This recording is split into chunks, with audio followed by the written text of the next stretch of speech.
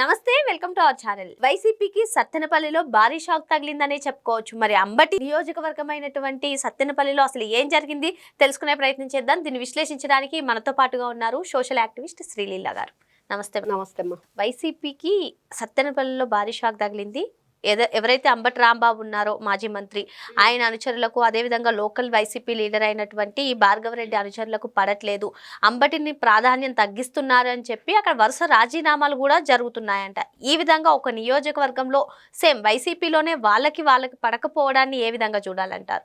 అంబటి రాంబాబు ఒంటెద్దు పోకడే అనుకోవాలి. ఇంకా ఎందుకంటే చాలా సందర్భాల్లో చాలాసార్లు అక్కడ కొంతమంది అంబటి రాంబాబు మీద ఎన్నో విధాలుగా మాట్లాడుకున్న వైనం, ఎన్నో విధాలుగా వాళ్ళని ఈయన అణచవేసే ధోరణి, కనీసం 10 మంది సలహాలు తీసుకోవాలనే ఆలోచన లేకపోవటం, వాళ్ళ మీద కంప్లైంట్లు చేయటం, తాడేపల్లిలో వాళ్ళ మీద ఇంకా వేరే విధాలుగా అక్కడికి వెళ్ళినా కూడా వాళ్ళకు ఒక ప్రయారిటీ లేకుండా చేయటం, ఇట్లా చాలా కంప్లైంట్లు ఉన్నాయి అంబటి రాంబాబు గారి మీద.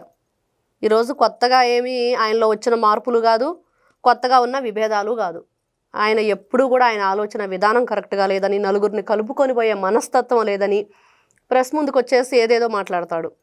ఏం మాట్లాడతాడో అనేది తెలియదు, ఎందుకు మాట్లాడతాడో తెలియదు. ఈరోజు జగన్మోహన్ రెడ్డికి పార్టీకి వెన్నుపోటు పడిచిన అంబటి రాంబాబు అని చెప్పేసి మనం వింటున్నాం. ఎందుకు వెన్నుపోటు పడిచాడు, ఏ విధంగా పడిచాడు అంటే అది ఇదిగా 10 మందితో ఉంటే నాయకుడి లక్షణం ఏంటి? 10 మందిని కలుపుకొని వెళ్ళాలి. ఏదైనా వాళ్ళ మధ్య విభేదాలు అంటే ఈయన నచ్చ చెప్పాలి. మరి ఈయనే ఒక విభేదం అయితే అప్పుడు ఏ విధంగా చూస్తారు? ఖచ్చితంగా జగన్మోహన్ రెడ్డి గారికి పార్టీకి వెన్నుపోటు పడుస్తున్న అంబటి రాంబాబు. అంటే ఇటీవల మనం చూసాం కదా మేడం, ఏ నిరసన కార్యక్రమాలు నిర్వహించినా సరే అంబటి రాంబాబు పోలీసులతో ఏ విధంగా ప్రవర్తిస్తున్నారు, ఈవెన్ సొంత నేతలతో కూడా అదే వ్యవహార శైలి చూపిస్తున్నారంటారా? ఖచ్చితంగా. ఎవడైతే నాకేంటి, ఎవడవు నువ్వు అని మాట్లాడతాడు. చూసాం కదా. అంటే ప్రభుత్వంలో శాంతి భద్రతలను కాపాడే పోలీసులతోటి ఇలా ఉంటే, మీరు అధికారంలో ఉన్న ఎవరైతే పోలీసులు ఉన్నారో వాళ్ళతోటి, మరి మీతో పాటు ఉన్న చిన్న చిన్న నాయకుల్ని ఏ విధంగా మీరు ట్రీట్ చేస్తారు, ఏ విధంగా వాళ్ళతో మీ హావభావాలు వ్యక్తం చేస్తారనంటే, ఇదిగో ఈ రోజున దానికి ఎంత పెద్ద పనిష్మెంట్ అంటే, ఆ పనిష్మెంట్ ఎవరికి అంటే వైఎస్ఆర్సీపీ పార్టీకి, వైఎస్ జగన్మోహన్ రెడ్డికి. మరి ఆయన ఏ విధంగా ఈయన పని చేస్తాడో చూడాలి. మరి ఇప్పుడు ఆయన చాలా సందర్భాల్లో కొన్ని రైమింగ్ వర్డ్స్ యూజ్ చేస్తూ నారా లోకేష్ గారు, నారా చంద్రబాబు నాయుడు గారు ఈ పేరెంట్స్ టీచర్ మీటింగ్ కండక్ట్ చేసినప్పుడు ఈ భోజనాలు చేసే దగ్గర ఆ ప్లేట్ తీసుకుని వెళ్ళటం, ఈ రోజున ప్లేటు రేపు నీ సీటు ఉండిద్దో లేదో, రేపు నీ సీటు కూడా ఖాళీ అని చెప్పేసి ఏదో ఒక ట్వీట్ చేశాడు అంబటి రాంబాబు. ఇప్పుడు ఈయన సీటు గురించి ఈయన ఆలోచించుకోవాలి. అంతే కదా. మరి ఇప్పుడు నీ సీట్ ఏంటో, మరి ప్లేట్ ఫిరాయిస్తావా సీటు కోసం? ఏం చేస్తావు నువ్వు?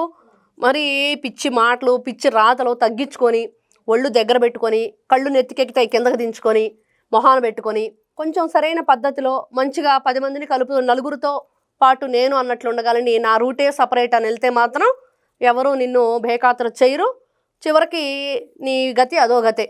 ఎందుకు ఈ విధంగా చెప్పుకోవాల్సి వస్తుందంటే ఇది ఎవరికైనా గుణపాఠమే. ఈ రోజున ఈయన ముఖ్యంగా చాలా సందర్భాల్లో, ఈ రోజున ఒక భార్గవరెడ్డే కాదు, ఇంకా చాలామంది ఈయన మీద కంప్లైంట్లు పెట్టారు. ఈయన ఈ గుంటూరు దగ్గర ఉన్న ఈ రజనీ కానీ, ఈయన కానీ, వీళ్ళందరూ కూడా ఇప్పుడు ఎవరు మర్రి రాజశేఖర్ ఎందుకు వెళ్ళిపోయాడు? రజనీతో విభేదాలతోనే కదా. మరి అక్కడ ఎవరూ కూడా వీళ్ళని కలుపుకొని వెళ్ళకపోవటం, వాళ్ళలో ఒక ఐకమత్యత లేకపోవటం వల్ల ఇది జరిగింది అనేది ప్రతి ఒక్కరి నుంచి వస్తున్న వాయిస్.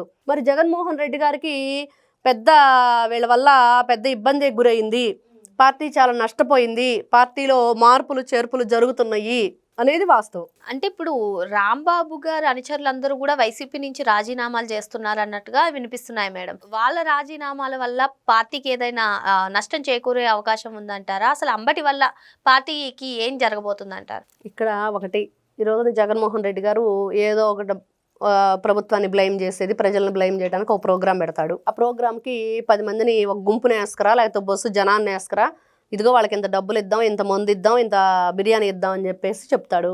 అప్పుడు అంబటి రాంబాబు వెనక ఎంతమంది నిలబడతారు? సపోర్ట్ ఉండాలి కదా, జనబలం ఉండాలి కదా నీకు. ఆ బలం లేకపోతే నువ్వేం చేస్తావు? పార్టీ ఎందుకు, పేరెందుకు, జెండాలు పట్టుకునేవాడు, జెండా కట్టేవాడు కార్యకర్త ఉండాలి. ఈ రోజున తెలుగుదేశం పార్టీ గురించి చెప్పుకోవాలంటే 1982 నుంచి ఈ రోజు వరకు కూడా కార్యకర్తలు ఏ విధంగా పార్టీని నిలబెట్టారు, కార్యకర్తల బలం ఏంటి ఆ పార్టీకి, ఏ రోజు కూడా. మొన్న కూడా చెప్పారు లోకేష్ గారు, మా కార్యకర్తలు అలిగి ఇంట్లో పడుకుంటారు కానీ పార్టీ వదిలిపెట్టారు.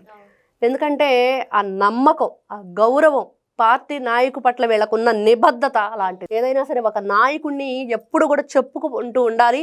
ఆ పార్టీ జెండా మోస్తాం, కష్టమైన నష్టమైన మేము ఆ పార్టీ జెండాను వదిలిపెట్టాం అనేది అది కదా కార్యకర్త లక్షణం, అది కదా కార్యకర్తల బలం ఆ పార్టీకి.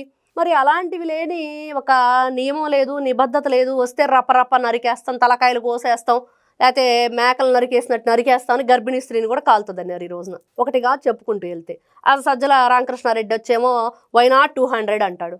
నువ్వు ఏదైనా గిఫ్ట్ ఇస్తే బాగుండేది, 200 ఎక్కడి నుంచి తెచ్చిస్తావు బర్త్డే గిఫ్ట్? ఇదేం గోళ అసలు వెరైటీగా. ఆయన సంతోషం కోసం ఈయన 200 సీట్లు అని చెప్తాడు. ఆయన రేపు వచ్చేసి అంటాడు 200 సీట్లు ఎక్కడ, నా సీట్లు నాకు ఏంటి అని అడుగుతాడు రేపు జగన్మోహన్ రెడ్డి వచ్చి. మరి ఎక్కడి నుంచి తీసేస్తాడు ఈయన జేబులో చూడాలి. ఇట్లా వీళ్ళ వైఖరి, వీళ్ళ ఆలోచన విధానం, వీళ్ళు కార్యకర్తలకు ఏం మెసేజ్ ఇస్తున్నారు, ఎలాంటి ఆలోచనలు వాళ్ళలో క్రియేట్ చేస్తున్నారు, మరి దీనివల్ల పార్టీకి నష్టమా లాభమా అంటే తీవ్ర నష్టం చేకూర్చే వ్యవహారాలు తప్పించి ఎక్కడ కార్యకర్తలకి లాభం లేదు, పార్టీకి లాభం లేదు, అసలు రాష్ట్రానికే లాభం లేదు వీళ్ళ వల్ల. ఏదో గింజలు పుచ్చిపోతాయని పుట్టినాళ్ళు ఈ బ్యాచ్ అంతా కూడా. కాబట్టి ఇట్లాంటి వ్యక్తుల్ని ఏ విధంగా చూడాలి, ఏ విధంగా వీళ్ళ వల్ల పార్టీకి నష్టం అంటే జగన్మోహన్ రెడ్డి గారి వల్లే అసలు ఏం ఉపయోగం లేదని చెప్పుకుంటున్నారు. మరి అంతకంటే ఉపయోగం లేని మనుషులుగా వీళ్ళు తయారయ్యారు. అదేదో సామెతలాగా ఉండిద్ది, జోగి జాగి రాసుకుంటే బూడిద రాలన్నట్టుగా వీళ్ళందరూ రాసుకుంటే బూడిదే చివరికి పార్టీ లేదు, నా బొంద లేదు. ఇది పరిస్థితి. మరో అంశంతో మళ్ళీ కలుద్దాం. Thank you. నమస్తే.